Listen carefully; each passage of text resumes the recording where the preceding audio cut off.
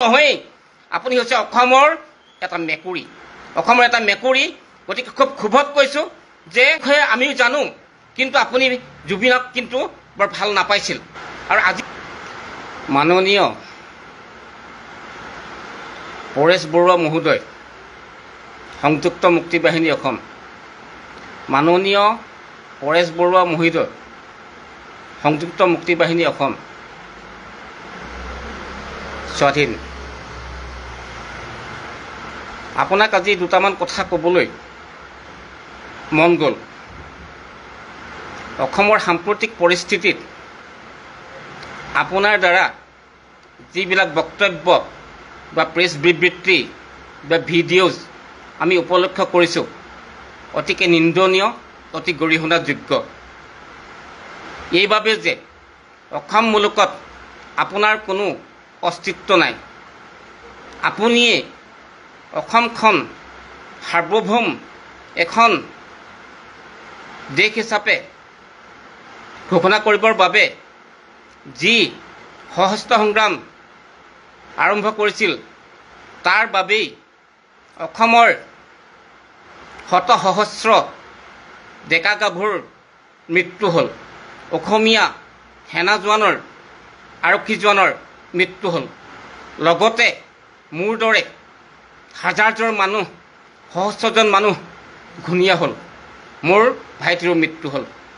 গতিকে আপুনি এজন অসমৰ অতিকে ঘৃণনীয় অতি কুখ্যাত ব্যক্তি আপুনি সঁচাকৈয়ে এজন ঘৃণনীয় কুখ্যাত ব্যক্তি যে আপুনি স্বাধীন অসম গঢ়িম বুলি আমাৰ গাঁৱৰ চহা সৰল ডেকা গাভৰুক সংগঠনলৈ আপুনি লোভনীয়ভাৱে মাতি নি বহুতক হত্যা কৰিলে বহুতক আপুনি গাঁতত পুতি গাত নিমখ দিও হত্যা কৰিলে যাৰ বাবে আমি সন্ত্ৰাস বিৰোধী মঞ্চই আমি দিল্লীতো গৈ এই বিষয়ে আমি স্মাৰকপত্ৰ দিয়াই নহয় বিভিন্ন সময়ত আমি আপোনালোকৰ সংগঠনৰ বিৰুদ্ধে মাত মাতিছিল এতিয়াও আপুনি সঁচাকৈয়ে আপোনাৰ দৰে বহুতো ব্যক্তি মই সাধাৰণ কৰ্মীসকলৰ কথা কোৱা নাই সদস্যসকলৰ কথা কোৱা নাই অসমৰ কোনো সন্মানীয় ব্যক্তি নহয় যদিওবা মই আপোনাক সৌজন্যতাৰ খাতিৰত মাননীয় মহোদয় বুলি কৈছোঁ আপুনি সঁচাকৈ অসমৰ এজন ঘৃণিত অতি এজন সুবিধাবাদী প্ৰকৃতিৰ লোক আজিৰ তাৰিখত অসমত যিটো সাম্প্ৰদায়িক বিষবাস্প বিয়পি আছে তাত কিন্তু অদ্য পৰিমিত আপোনাৰ মুখৰ দ্বাৰা কোনো মাত শুনা নাছিলোঁ আপুনি ভিজা মেকুৰীৰ দৰে হাবিৰ মাজত সোমাই আছিল আজি যেতিয়াই কিন্তু হিমন্ত বিশ্বৰ বিৰুদ্ধে প্ৰত্যক্ষ বা পৰোক্ষভাৱে জুবিন গাৰ্গ ডাঙৰীয়াৰ ন্যায় প্ৰসংগত বিভিন্নজনে নিৰ্ভীকভাৱে নিৰপেক্ষভাৱে মাত মাতিছে আন্দোলন কৰিছে hash justice for Zubeen Garg লিখিছে আপুনি কি কৰিছে এই ক্ষেত্ৰত আপুনি জনসাধাৰণৰ পক্ষত নাথাকি আপুনি জুবিনৰ কিছু বেয়া গুণ আপুনি মন্থন কৰিছে ৰোমন্থন কৰিছে আকৌ যি সময়তে চৰকাৰে জুবিন গাৰ্গৰ যি জুবিন ক্ষেত্ৰ যি নাম দিব খুজিছে য'ত আমাৰ বিভিন্ন শতসহস্ৰজনে গুণমুগ্ধই তেওঁ অনুৰাগীয়ে তাতে সোণাপুৰত গৈ তেওঁক বন্তি চাকি প্ৰজ্বলন কৰিব বিচাৰিছে তাত আকৌ SOP চৰকাৰে দিছে কালি কেবিনেটে ডিচিশ্যন লৈছে আৰু মুধা পতা কিছু ব্যক্তিসকলক লৈ তাৰপিছতে কি কৰিছে আপুনি আজিৰ তাৰিখত কৈছে যে ৰাতিপুৱা গধূলি এবাৰ চাকি জ্বলালে হ'ল আপোনাৰ নিৰ্দেশ মতে অসম নচলে আপোনাৰ নিৰ্দেশ মতে জুবিনৰ অনুৰাগী নচলে আপোনাৰ নিৰ্দেশ মতে জুবিনৰ সমাধিস্থলত বা জুবিন ক্ষেত্ৰত নিজৰ সময় খৰচ কৰি কোনো নাযায় নিজৰ মতে যাব নিজৰ স্বাভিমানেৰে যাব আমি অসমীয়াসকল আপোনাৰ ভিত্ত নহয় পুনৰবাৰ কৈছোঁ আপোনাৰ দৰে স্বাধীন অসমৰ সপোন দেখুৱাই আপুনি অসমৰ ডেকা গাভৰুক পংগু কৰাই অসমক 3টা শতিকা পিছুৱাই নিলে বহুতো নৱপ্ৰজন্ম সঁচাকৈ ঘূণীয়া হ'ল বহুতো নৱপ্ৰজন্মৰ মৃত্যু হ'ল বহুতে হয়তো ইয়াৰ পৰা আঁতৰি যাব লগা হ'ল চিৰদিনৰ বাবে গতিকে মই কৈছোঁ যে অনাহকত আপুনি অসমৰ এইবিলাক ক্ষেত্ৰত মাত নমতাই ভাল কাৰণ আপোনাৰ যিহেতুকে অধ্যয়ন নাই আপোনাৰ যিহেতুকে কোনো জ্ঞান নাই আপোনাৰ যিহেতুকে কোনো ভৱিষ্যত নাই আপোনাৰ কোনো জনসমৰ্থন নাই আপোনাৰ কোনো গণভিত্তি নাই আপোনাৰ কোনো ভিত্তিয়ে নাই সঁচাকৈয়ে অতি লজ্জিত যে আপুনি সঁচাকৈ মই পুৰুষ বুলি ভাবিছিলোঁ এজন হুঠাম পুৰুষ বুলি যিহেতুকে আপুনি যদিও বা আপুনি সংগঠনলৈ গৈ একো কৰিব নোৱাৰিলে, বহুত মানুহৰ মৃত্যু ঘটালে, বহুত ডেকা গাভৰু অকাল মৃত্যু হ'ল, এতিয়াও বহুতে আত্মসমৰ্পণ কৰি কি হৈছে যে তেওঁলোকৰ আৰ্থিক অৱস্থা অতি ভয়ানক। বহুতে পংগুত্তৰ জীৱন যাপন কৰিছে, বহুতে কাৰাগাৰত হয়তো এতিয়াও আছে ডেজিগনেটেড কেম্পত। গতিকে মই ক'ব বিচাৰিছোঁ যে আপোনাৰ দৰে ব্যক্তিক অসমৰ জনসাধাৰণে শিক্ষিত অশিক্ষিত অৰ্ধশিক্ষিত মই নকওঁ, বৃদ্ধ আবাল বনিতা কোনেও আপোনাক সন্মান নকৰে। আপোনাৰ কোনো ইয়াতে নাই, আপোনাক কথা কোৱাৰ কোনো অধিকাৰ নাই। গতিকে কৈছোঁ, মই এজন ভিক্টিম বুলিয়ে কোৱা নাই। জুবিনো মোৰ এজন ভাল বন্ধু আছিল, যদিওবা মোৰ ঘনিষ্ঠ নাছিল, আৰু জুবিনৰ বিষয়ে আমিও জানো, কিন্তু আপুনি জুবিনক কিন্তু বৰ ভাল নাপাইছিল। আৰু আজিৰ তাৰিখত যি সময়ত অসমৰ দল বল ধৰ্ম বৰ্ণ সম্প্ৰদায় জাতি নিৰ্বিশেষে জুবিনৰ হৈ মাত মাতিছে, অসমতে নহয় ভাৰততে নহয় যে বিশ্বৰ বিভিন্ন কোণত সিঁচৰিত হৈ থকা জুবিন প্ৰেমীসকলে তেওঁ জাষ্টিছ বিচাৰিছে।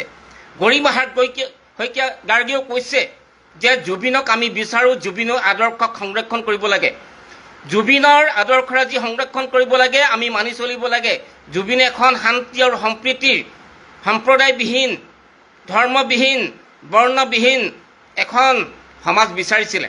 কিন্তু আপুনি আজি অসম মুলুকৰ পৰা আঁতৰি গৈ অতি লজ্জিতভাৱে আপুনি চৰকাৰৰ লগত হাত মিলাইছে, আৰু চৰকাৰকো আচৰিত জনাইছোঁ। যি সময়ত চৰকাৰে আলফা দেখিলেই বিভিন্ন ধৰণৰ কটুক্তি কৰে, হিমন্ত বিশ্ব শৰ্মাই ক'ব পৰা হ'ল যে বিভিন্ন সময়ত বোলে তেওঁ আপোনাৰ লগত টেলিফোনত কথা পাতে।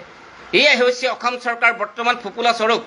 গতিকে মই ক'ব বিচাৰিছোঁ বৰুৱা ডাঙৰীয়া ক'ব বিচাৰিছোঁ যে আপুনি সঁচাকৈ সেনাধ্যক্ষ হোৱাৰ যোগ্যতা আছেনে নাই নাজানো।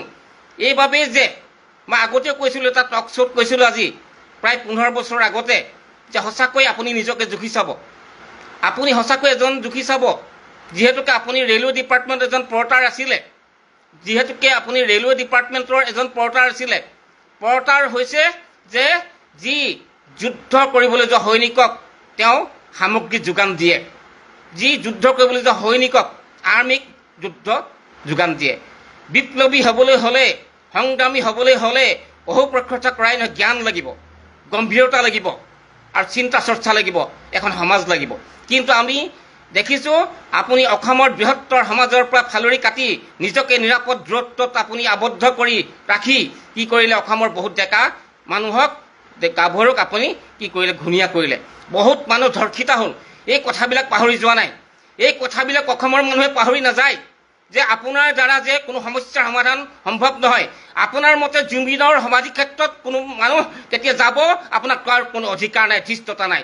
গতিকে আপুনি সঁচাকৈ অসমৰ এজন কলংকিত ব্যক্তি হিচাপে আপুনি চিহ্নিত হ'ব, অসমৰ কলংকিত ব্যক্তি হিচাপে চিহ্নিত হৈছে।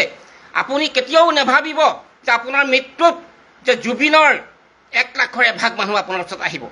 কোনো মানুহ আপোনাৰ মৃত্যুৰ পিছত তেনেধৰণে নাহে, আপোনাৰ কোনো অনুৰাগী নাই। আপুনি যিসকলক ডমিনেণ্ট কৰি আপোনাৰ লগত এতিয়া ৰাখি আছে, তেওঁলোকে হয়তো আপোনাক ভাল নাপায়।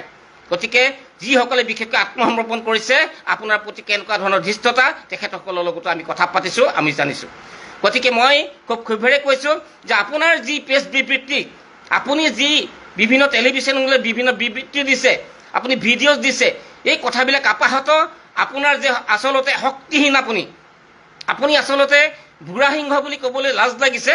আপোনাৰ সিংহৰ কোনো কোৱালিটি নাই, আপুনি সিংহ হ'বই নোৱাৰে, আপুনি সিংহ নহয়েই, আপুনি হৈছে অসমৰ এটা মেকুৰী। গতিকে খুব ক্ষোভত কৈছোঁ যে আপুনি নাভাবিব যে আপুনি মোৰ ভাতৃৰ যেনেধৰণে মৃত্যু হ'ল, মই যেনেকৈ আজি আঘাতপ্ৰাপ্ত হৈ এতিয়াও মই নিজৰ এটা স্বকীয় দামত আছোঁ, আপোনাক কেতিয়াও আমি পাহৰি নাযাওঁ। অসমে আপোনাক যিসকলক আপুনি হত্যা কৰিলে, যিসকলক আপুনি ঘূণীয়া কৰিলে, কেতিয়াও পাহৰি নাযায়। অসমৰ শিক্ষিত সমাজে আপোনাক কেতিয়াও পাহৰি নাযায়। যিসকলক আপুনি আলফালৈ নি আপুনি হত্যা কৰিলে, তেওঁলোকৰ পৰিয়ালবৰ্গে পাহৰি নাযায়। যিসকলক আপুনি বিভিন্ন অপৰাধত আপুনি শাস্তি দিলে, সেইসকলে কেতিয়াও পাহৰি নাযায়।